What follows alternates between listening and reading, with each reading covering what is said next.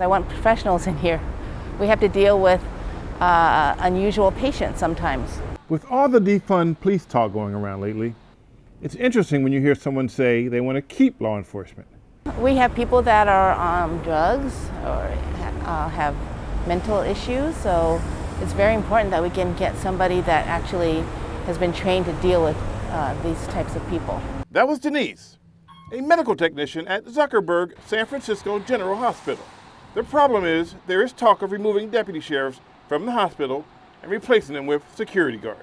So I'm from San Francisco, so I know this area, and I know that this hospital has had its share of problems.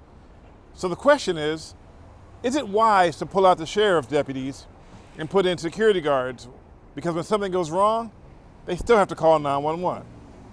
I reached out to Ken Lamba of the San Francisco Sheriff Deputies Association to get some answers, since deputies patrol multiple city medical centers, like Laguna Honda Hospital.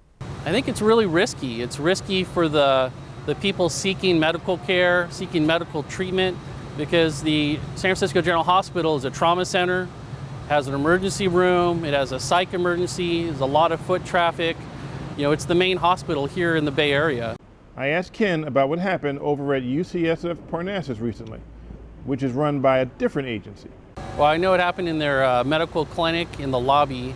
A man went in there and there were some patients waiting for medical treatment, and a fight ensued, and they stated that it was a robbery.